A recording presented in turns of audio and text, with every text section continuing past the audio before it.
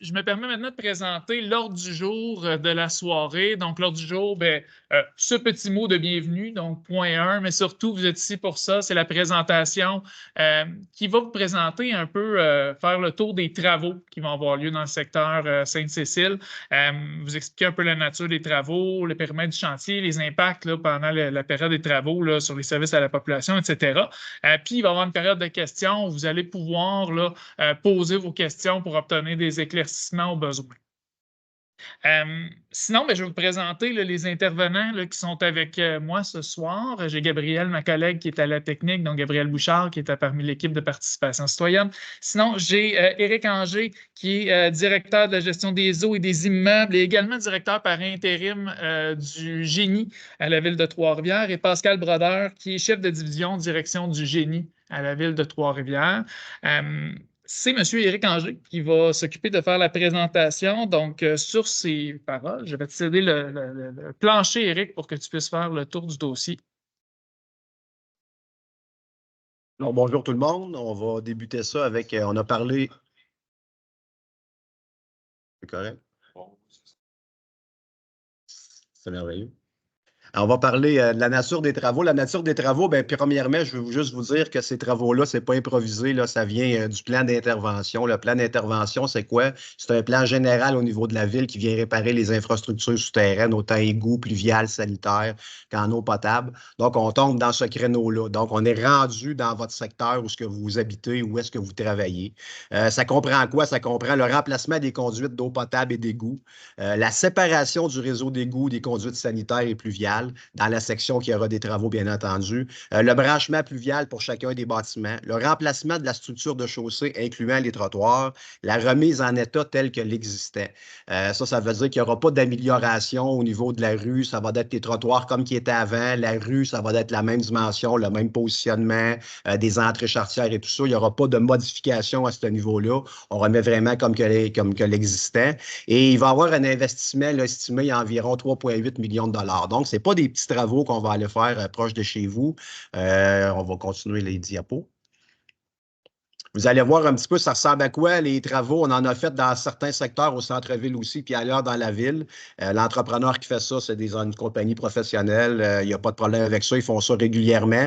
Mais vous voyez que ce n'est pas des petits trous jouets, c'est vraiment des gros travaux. C'est quand même majeur ce qui va se passer dans votre secteur d'activité. Fait que c'est un peu pour vous mettre en préparation mentale de ce qui s'en vient en avant de chez vous ou en avant de vos commerces dans les prochaines semaines, dans les prochains mois. Les limites du chantier, là, vous allez voir, il va y avoir une petite carte qui va suivre après, là, mais on part de la rue Sainte-Cécile, entre les rues Sainte-Geneviève et Hart, les rues des Commissaires entre les rues Saint-Paul et la rue Sainte-Angèle, et la rue Sainte-Angèle entre les rues Sainte-Geneviève et des Commissaires. Et quand on dit ça, ça comprend aussi les intersections, ça comprend régulièrement les intersections la majorité du temps. Vous voyez, ça fait un petit peu un 4 là, couché sur le côté. Là. Fait que le périmètre des travaux là, va vraiment se toucher dans ces secteurs-là d'activité. Puis vous voyez que la majorité des intersections du secteur sont touchées. Fait que c'est sûr que ça va occasionner des inconvénients, ça va occasionner des modifications de vos habitudes de vie. On comprend très bien ça, puis on va tout vous expliquer ça dans les prochaines diapositives. Donc, le début des travaux, c'est estimé le 6 mai. Par contre, vous allez voir arriver l'entrepreneur aux alentours du 29 avril qui va venir installer un réseau d'eau temporaire. Le réseau d'eau temporaire, il va épouser exactement la forme du 4 de la diapositive d'avant que vous avez vu.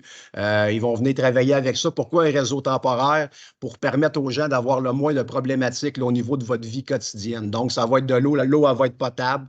Peut-être colorée au début, on espère que non, on ne le sait pas. Peut-être une petite baisse de pression aussi. Fait que pour ceux qui avaient une douche avec une habitude avec beaucoup de pression, ça se peut que la pression diminue un petit peu. Mais règle générale, vous ne serez pas tant incommodé par l'eau potable. Par contre, tout au long des travaux, il va y avoir des secteurs qui ne seront pas couverts par le réseau d'eau temporaire. Donc, il va y avoir des coupures d'eau qui vont être annoncées. Les coupures d'eau, faites-vous-en pas, ça va être le soir et la nuit dans la majorité des cas. Et ça va entraîner assurément des avis d'ébullition pour ceux qui ne seront pas sur le réseau temporaire. On va en parler tantôt. Fait que début des travaux, les rues des travaux, c'est la rue Sainte-Cécile entre Tonnancourt et Hart. Ça inclut les intersections, puis ça débute le 6 mai. Ça, c'est la phase 1. Vous allez voir, la phase 2, c'est un petit peu un complément de la phase 1, là, la rue Saint-Antonin-Cour et Hâte. On enlève les intersections, les vannes, ils vont être remplacés, puis on va pouvoir travailler exclusivement sur la rue Sainte-Cécile. Puis là, vous comprendrez qu'à chaque phase, on ramène on va remplir le trou, puis on va le ramener jusqu'au, c'est du 0,3 on va le ramener jusqu'au du MG20 0,3 de la bonne vieille garnotte qu'on appelle. Fait qu'on va mettre ça là dans la rue. Fait que ça va être carrossable, ça va être circulable par la suite. Donc, vous allez avoir l'inconvénient quelques jours en avant de chez vous. Après ça, le chantier, il va se déplacer. C'est comme ça que ça va fonctionner. Donc, ici, on peut voir la phase 2, c'est quoi? On va tomber sur la phase 3 après ça. La phase 3, ben, c'est la rue des commissaires entre la rue Saint-Paul et Saint-Angèle, incluant les intersections Saint-Paul. Fait que là, vous voyez qu'il y a des intersections qui sont touchées. Là, vous allez vous dire, mais il va y avoir des détours qui vont être annoncés. Effectivement, il va y avoir des détours qui vont être annoncés. La signalisation va être prise en charge par l'entrepreneur. Les panneaux de signalisation, ils vont être faits. Il n'y aura pas vraiment de problème. Peut-être quelques minutes de détour là, qui vont vous occasionner pour les gens en voiture. Pour les gens à pied et tout ça, ben, ça va toujours demeurer accessible via les ruelles derrière et ces choses-là. Ils vont quand même demeurer accessibles. La phase 4, la rue Saint-Angèle des commissaires, incluant l'intersection Sainte-Cécile et Saint-Angèle, ben, vous voyez, c'est encore le même type de travaux qui va se faire. À chaque fois, comme je vous dis, on referme avant d'en ouvrir une nouvelle section. Rue Saint-Angèle des commissaires, incluant les intersections Saint-Angèle et Sainte-Geneviève. Il y a 83 phases dans le projet. Il y en a 7. Phase 6, la rue Sainte-Cécile avec l'intersection Sainte-Geneviève et des commissaires. Vous voyez encore là, c'est des intersections qui vont être touchées. Donc, assurément qu'il va y avoir de la gestion de circulation à avoir là dans ces secteurs-là. Et la dernière phase, la phase 7, on finit avec ça. Rue Sainte-Cécile entre les rues des commissaires et de Tonnancour, incluant l'intersection Tonnancour. Donc là aussi, il risque d'avoir quelques détours là, qui vont être envisageables de ce côté-là. Les services à la population, bien, la continuité de service, donc accès aux résidences et commerces, ça va toujours demeurer accessible. Donc, il y a les côtés de rue vont être généralement accessibles. On y va via les ruelles aussi pour accéder à vos résidences si jamais il y a quelque chose. Assurément qu'il va y avoir des perturbations au niveau du stationnement sur rue. Quand la rue va être travaillée, vous avez vu les trous que ça fait, il ne sera pas possible de se stationner à proximité des chantiers. Ça va être tout indiqué aussi de ce côté-là. Au niveau des déménagements, ça se peut qu'on tombe dans une période de déménagement à un moment donné. Les ruelles demeurent accessibles.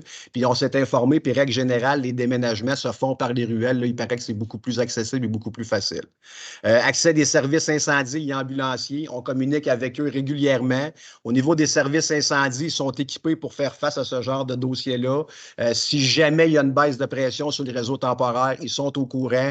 Ils vont arriver avec des citernes, puis ils vont arriver avec de la machinerie pour venir compenser cette baisse de pression-là. Il n'y a pas de problème. Puis au niveau des ambulances, c'est la même chose. Ça demeure accessible via les ruelles. Et si jamais, pour une raison X, l'accessibilité n'est pas si facile que ça, les pompiers collaborent avec les ambulanciers pour les aider à traverser ces choses-là. Donc, ça ne devrait pas venir influer sur le délai de traitement là, au niveau des opérations incendies et ambulancières.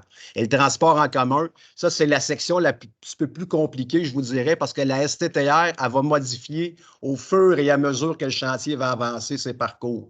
Donc, nous, présentement, on ne connaît pas ces parcours, puis ils vont être divisés comment, ils vont être relocalisés où exactement, les arrêts. Ça va être d'aller sur leur site Internet de la STTR, puis de s'assurer des communications avec eux. C'est là qu'ils vont nous aviser c'est où que le parcours va être dévié. Puis, comme je vous dis, ils vont y aller au fur et à mesure que les travaux vont avancer. Ils vont y aller en réaction en fonction du chantier. Fait que c'est ce qu'ils nous ont dit au niveau des autobus.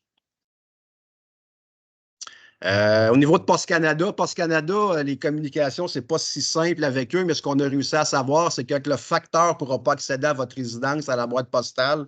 Ça va être déposé au bureau de poste au centre-ville, puis ça sera de récupérer le colis que vous attendez dans ce cas-là au bureau de poste du centre-ville. Là, on s'entend qu'en avant des résidences et des commerces, ça ne sera pas pendant 1 mois et demi qu'on va être en travaux. Les travaux vont avancer, puis ça va être une séquence. Donc, ça se peut qu'une fois, ça arrive dans tout le projet, ça va être d'aller chez Poste Canada, puis vous serez avisé à ce moment-là que vous avez du courrier là. Au niveau de la collecte des ordures, ça c'est très, très important au niveau de la collecte des ordures. C'est l'entrepreneur qui prend en charge les ordures, les bacs de récupération, les bacs de poubelle, puis les bacs de matière organique. C'est lui qui va les emmener à l'extérieur de son chantier pour qu'ils soient accessibles pour les camions, pour les véhicules, et c'est lui qui les ramène. Là, vous comprendrez que lorsqu'il ramène les poubelles, il ne se souviendra pas que la poubelle est qui puis où est-ce qu'elle va. Fait que ça va être très, très important d'identifier vos bacs. Ça, c'est très important pour récupérer vos bacs puis vous assurer que ce soit le bon bac qui revienne chez vous. On a parlé aussi d'une installation d'un réseau d'eau potable temporaire, mais je vous ai dit un petit peu ce que ça impliquait. Ça ne devrait pas vous changer beaucoup au quotidien au niveau des résidences et des commerces touchés. Par contre, ça se peut que vous ayez un petit peu de baisse de pression. Ça ne soit pas tout à fait pareil durant les travaux, mais faites-vous-en pas, une fois que toute la quincaillerie et tous les travaux sont terminés, vous ne verrez pas la différence avec l'actuel que vous avez aujourd'hui. L'impact sur le quotidien, bien, c'est certain qu'il va y avoir du bruit. Le bruit, ça vient avec les travaux. Là, vous savez que les travaux, ils partent à 7 h le matin et puis ils se finissent à 17 h 30 le soir. Ça va être règle générale. Par contre, ça se peut qu'à certaines occasions, pour éviter des bris de service majeurs comme en eau potable, des changements de vannes, puis ces choses-là, pour revenir rebrancher les réseaux ensemble, ça va se faire probablement de nuit. Fait que ça se peut qu'à certains moments donnés dans la période de travaux, vous ayez des travaux de nuit. C'est désagréable, mais on préfère les faire de nuit, puis vous éviter d'avoir des coupures d'eau potable en pleine journée. Par contre, une coupure d'eau potable, je le répète, va impliquer nécessairement un avis d'ébullition de 48 heures. Vous allez me dire, c'est vraiment long, 48 heures. Oui, mais c'est le temps que ça prend au test de laboratoire avec l'incubation des bactéries pour savoir que l'eau est vraiment potable et qu'on peut la remettre en consommation. C'est ça que ça prend. On ne peut pas aller plus vite que ça. Donc, c'est vraiment 48 heures, c'est le délai que l'avis d'ébullition va être donné. Par contre, au niveau des toilettes, au niveau des douches, puis ces choses-là, une fois que l'eau est remise, ça fonctionne. Il s'agit juste de ne pas la boire sans l'avoir fait bouillir. Des poussières, bien assurément, on joue dans le sable, on joue dans le gravier, on joue dans l'MG20. Donc, ça va assurément faire de la poussière. Il va y avoir des manipulations du réseau d'eau potable, je l'ai dit, des avis d'ébullition, de l'eau colorée, de l'eau brouillée, de la baisse de pression. De la vibration, effectivement, on va faire du pavage, on va faire de la compaction énormément dans votre secteur. Fait que ça va vibrer. Il va y avoir des interdictions de stationner puis sur les rues, puis ça va toujours être indiqué, puis ça va toujours être un avis là, que vous allez voir au niveau de la signalisation. Et ça aussi, c'est une chose qui est assez intéressante, autant pour vous que pour l'entrepreneur, c'est qu'il va y avoir des inspections avant travaux. Il va en avoir à l'extérieur. Par défaut, l'entrepreneur, il va aller filmer chacune de vos entrées, chacune de vos galeries, chacune de vos fondations pour s'assurer qu'il ne crée pas de bris avant versus après. Donc, il va aller prendre des vidéos pour s'assurer que l'état de votre résidence ou de votre commerce est X, puis qu'après les travaux, il remet ça dans le même état. Et ça se peut aussi qu'il aille puis qu'il vous demande, puis là, ça va demander votre collaboration, qu'il aille prendre certaines vidéos intérieures pour s'assurer de l'état de la bâtisse, parce qu'il va y avoir des travaux qui risquent de toucher peut-être plus près des fondations, près des résidences. Fait qu'il va vouloir s'assurer et de vous protéger et de se protéger, lui, contre des réclamations. Fait que ça peut avoir l'air un peu bizarre, mais c'est très important. Puis depuis qu'on fait ça, on évite énormément de litiges, puis énormément de poursuites en cours, puis d'astinations qui finissent plus. À cette heure, on sait que si c'est brisé avant, on remet comme l'état, ça va rester brisé. Puis si ce n'était pas brisé avant, bien, il regarde son vidéo, il dit effectivement, il n'y avait pas de craque dans votre entrée, il y en a maintenant une, je vais la réparer à mes frais. Fait que vous voyez, c'est beaucoup plus simple comme ça. Fait que l'extérieur, par défaut, c'est fait. À l'intérieur, ça se peut que des gens vous demandent d'aller prendre quelques shots vidéo à l'intérieur pour s'assurer de l'intégrité du bâtiment avant et après les travaux. Service d'alerte citoyenne, ben dans le fond, si vous voulez être au courant et tout ça, ben c'est toujours pratique, même quand il n'y a pas de travaux en avant de chez vous. Là. Alerte citoyenne, c'est alerte-v3r.net. Puis à tout moment, l'équipe du 3.1 est là, ils sont au courant des travaux, ils vont être mis au courant au fur et à mesure que les travaux vont avancer. Fait que si vous avez des questions, des plaintes, des incompréhensions, des choses que je n'ai pas dit aujourd'hui puis qui auraient dû être dites et qu'on n'a pas pensé dans la période de questions, gênez-vous pas pour les appeler. Si le 3.1 n'a pas la réponse, l'équipe de projet va assurément avoir la réponse, puis la demande va leur être transmise, puis ils vont recommuniquer avec vous. Fait que faites-vous-en pas de ce côté-là. Le 3.1, vous pouvez leur faire confiance à 100%. Ils vont vous transférer l'information. Puis c'est très simple de communiquer avec eux. Là. Le temps d'attente, je pense qu'il y a de 28 secondes au téléphone présentement. Fait que vous ne perdez pas trop votre temps avec eux autres. C'est ce qui conclurait donc la séance d'information de ce soir. Donc, écoutez, je vous remercie beaucoup pour votre participation. Encore une fois, je suis désolé pour les gens qui nous suivent à distance là, pour les problèmes techniques qu'on a rencontrés ce soir. Si jamais vous avez des questions supplémentaires, mon collègue l'a mentionné, là, mais au niveau du 3.1, il y a un appel là, direct au niveau des responsables, c'est-à-dire que vous êtes capable vos messages se rendent au bon endroit, là, aux responsables de projet. Donc, on va être capable de traiter les demandes avec vigilance là, pour ces demandes-là. Fait qu'hésitez pas à utiliser le 3.1 si jamais vous avez des questions à cet égard-là. Donc, merci encore. Je vous souhaite une bonne soirée à tous et à toutes. Puis, bonne période estivale.